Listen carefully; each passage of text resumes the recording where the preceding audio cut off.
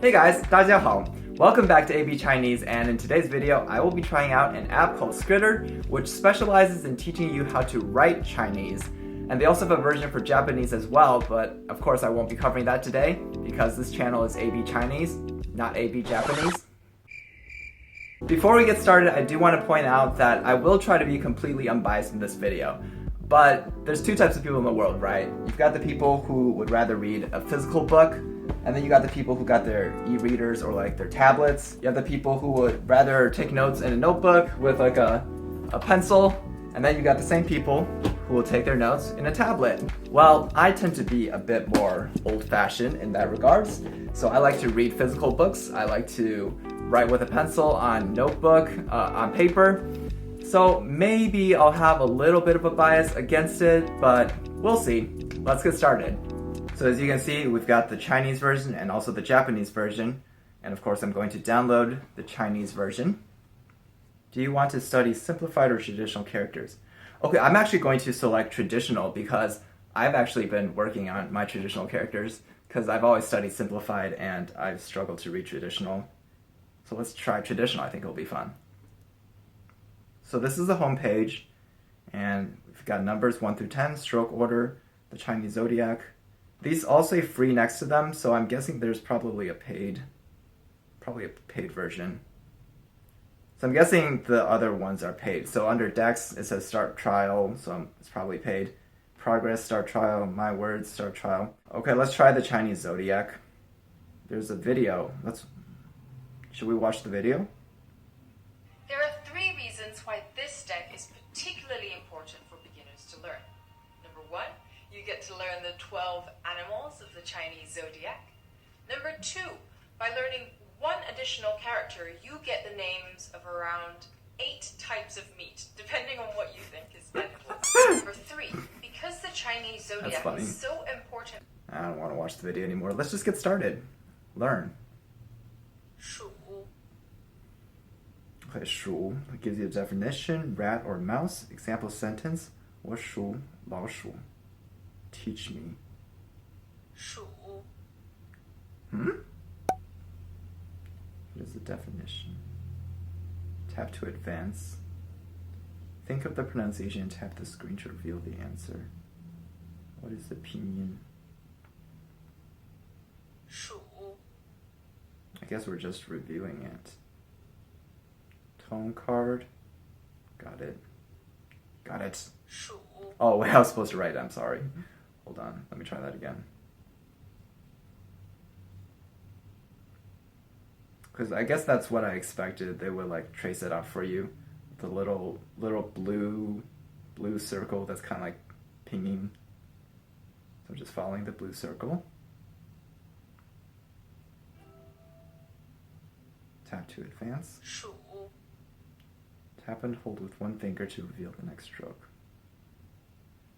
So if I tap and hold with one finger... Okay, what am I doing wrong? 鼠 Forgot the character? Try tapping with 2 fingers on the screen to reveal the full character, or tap the squiggly line to trace the strokes again. Something I was like wondering...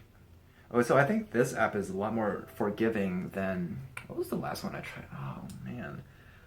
I get all these apps mixed up now. There was one app I tried out where like I was talking about how it was very unforgiving where you place the strokes. If your stroke was slightly off, like it was slightly towards the right, it wouldn't take it.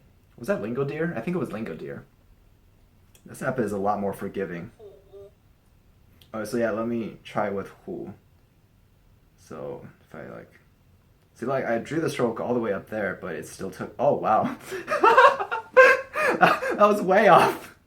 I was, like, all the way up there, and then it took it. Okay. Like, okay, yeah, it's very, very, very forgiving. Look at that. Very forgiving. 龙 This is the first character we've run into so far where the traditional and the simplified is different. Everything up to this point has been the same. Wait, what? 龙 Everything up to this point has been the same. So for you guys that are like trying to decide between simplified and traditional, there's a lot of videos already about it. On mainland China, they use simplified, In Taiwan, Hong Kong, Macau, they use traditional. You will find that, like for example, I live in Chicago, right? And there's a Chinatown in Chicago. A lot of people who live in Chinatown are actually from the older generation. So you will see more traditional characters in Chinatown. Oh yeah, I forgot. Earlier I was gonna say that I don't know if some people have this misconception, but not all traditional characters and simplified characters are different. So like not everything got simplified. It was only like a portion of the all the characters that got simplified. Oh yeah, I don't remember. I wasn't even paying attention. What was underneath here? Hmm? Oh. Yes. Oh. There were some lines here. Okay. I think I'm just gonna breeze through these because this is getting a little repetitive. Okay, I completed all the animals of the zodiac. I actually skipped like the last 6 or 7, but we'll pretend I actually went through them because it was the same thing, you know. I don't know how many characters you can actually learn from this app because it doesn't look like there's a lot. Hold on, let me go back to Google Play and see what their description says. You can learn it through our decks based on topics and difficulty. Oh, okay. Guest accounts enjoy free access to select decks forever. Paid accounts, I guess, get all of the decks. Alright. But the contents of the decks should be the same, I think. So let's look at stroke order because that's pretty important. Okay, let's learn the stroke orders. Teach me. Hold on, let me go back.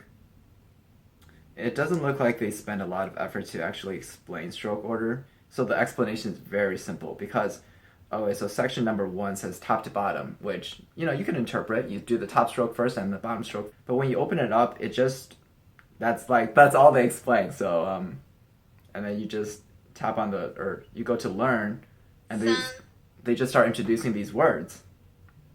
Okay, rule number 2 is left to right. Okay, let's learn now. I want to see how they introduce Xing because there's also an up-down portion of this character. Xing. Skip through those. Yeah, they don't really do anything special. But I think most people will be able to figure it out. Because you know, actually maybe not. Okay, so you could think, oh, like I don't know anything about Chinese and I'm thinking top to bottom, left to right. Well, maybe I'll start with this stroke. And then maybe this is the next stroke, you know? I guess you kind of just have to follow what they tell you and then figure it out slowly because there are a lot of tricky stroke orders in Chinese. There's actually a lot of stroke orders that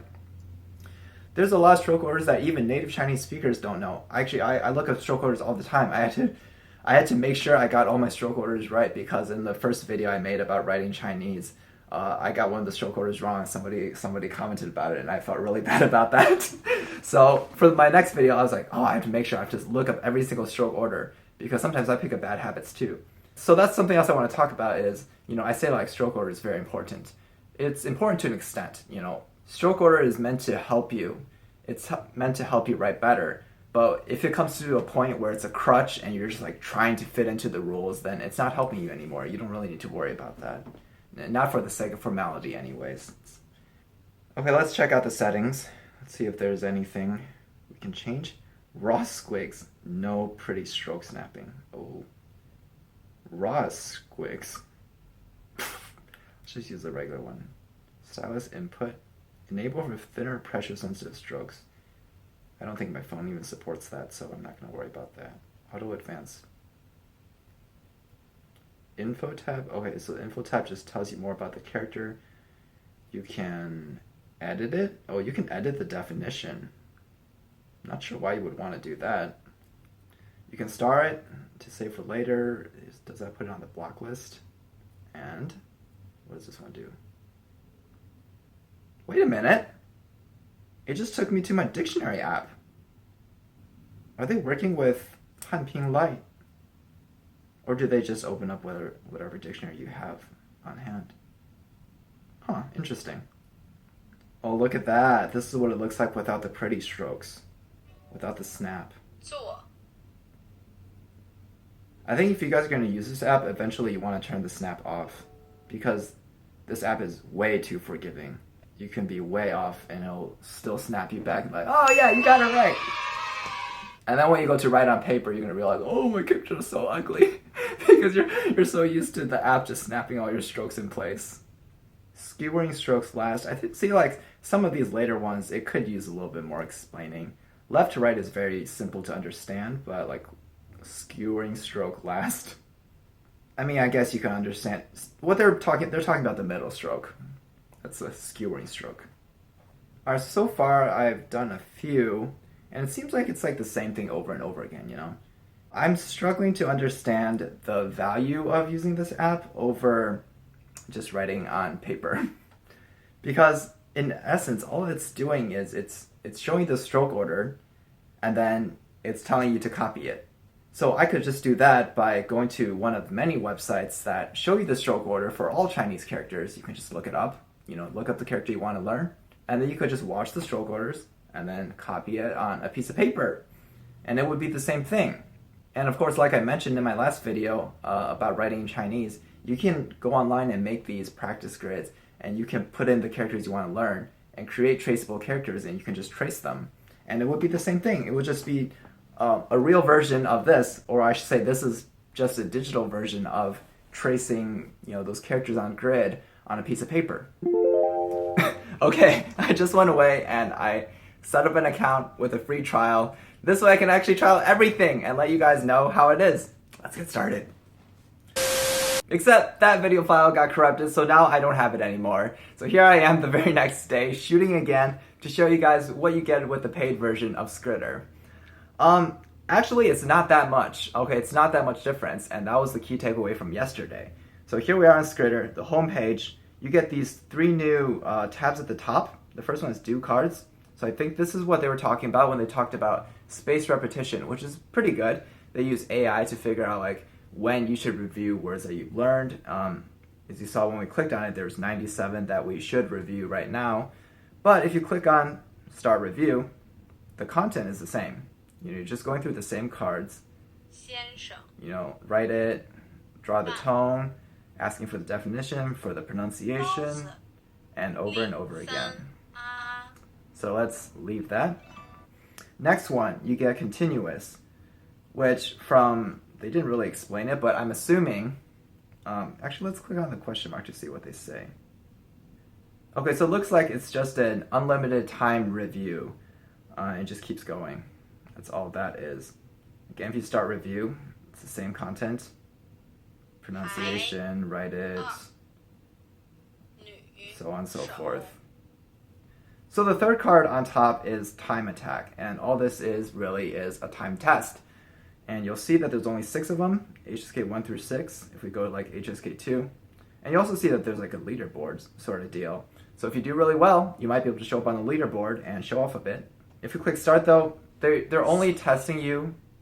They're only testing you on your ability to write the characters. So none of the pronunciations, none of the definitions. All it is if you can write the character, that's all that matters. 姐姐 And so on and so forth. If we go to the next tab at the bottom, to Decks, this is where you'll see the change. Right now we're under My Library. It's just, again, showing you your recent decks. If you go to Browse, now that we're in the paid version, you'll see that we have a lot more. We have a lot more decks. You know, with the free version, I think we only have like 5 or something. And then we have the Feature tab, which is, again, just more decks. You'll see that racial justice, pride, LGBT, they're very up to date with modern events, COVID-19, climate crisis. Okay. But the thing is, I talked about this yesterday, with all of these options, it might not necessarily be a good thing. Because to learn to write Chinese, right, there's only 3,000 characters that you need to know how to read and write. That's it. What's the point of having all of this? It's not really even more information. It's the same information. They're just presenting it in different orders. That's all it is. You know, you have the HSK list. It's 150 characters. And those 150 characters might show up in New Practical Chinese, you know? It's the same words. And then the thing is, when you open these decks, the content is still the same. You get the same exercises. It's not like the exercises are different based off of the textbook that they got them from. You'll see the format is exactly the same. If you click on Learn, 入 Same 乡 thing. 随俗， okay, so let's leave that and we'll go to the third tab at the bottom. That's just the progress. This is just like the screen time on your phone. It tells you how long you've been on your phone, and this tells you how long you've been practicing Chinese. So I don't really think it's that valuable for learning. Okay, fourth tab at the bottom, My Words. All it is a list of words that you've looked at. That's all it is. So yeah, that's pretty much it. The paid version of Skritter. It's really not that much different. The only real difference is you get more decks and you get more characters to work with, but the content is the same. So let's get on to the conclusion. Okay, where should we start? When I first had the idea to try out this app, I was pretty excited for it because it seems like a lot of people actually use this app. So I always thought, oh wow, maybe this is like some amazing app that will like really help you improve your Chinese writing and help you remember characters better. But honestly, it seems to me that the function of it is very simple. It's very basic. If you think about it, all it does is like 5 things. It shows you a character, gives you the definition, gives you the pronunciation, shows you the stroke order, and then helps you trace it, and then that's about it.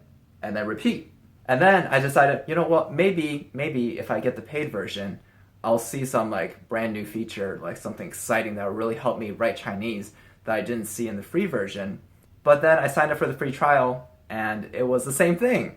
The only difference was you got more vocabulary to work with. So here's why I don't think paying for Skritter is necessarily a wise investment, because it doesn't add any value over the alternative.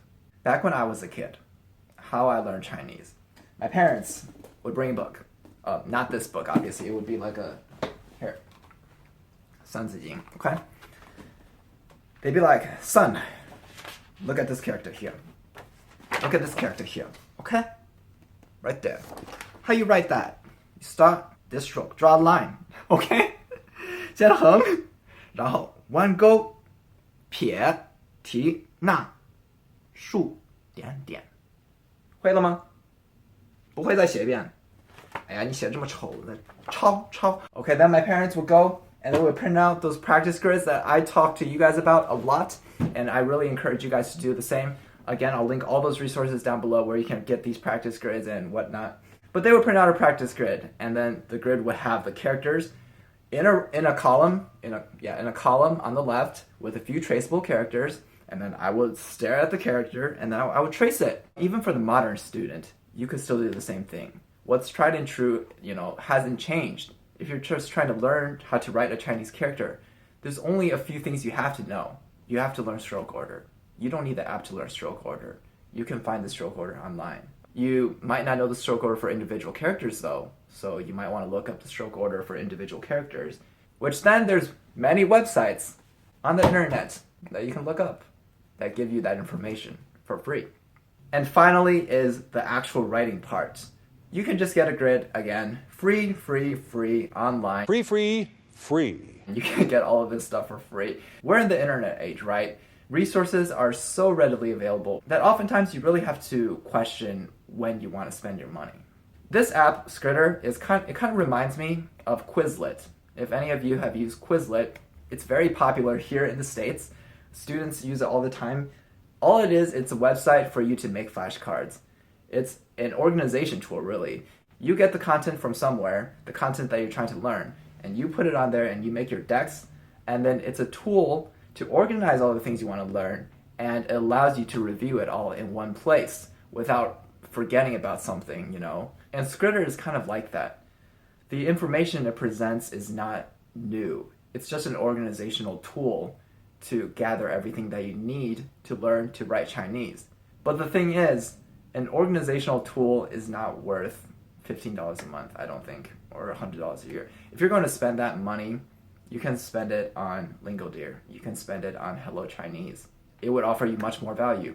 They have full courses. They have, native speaker exercises. They have games. They have a lot more features that actually give you more value, that actually help you improve your learning.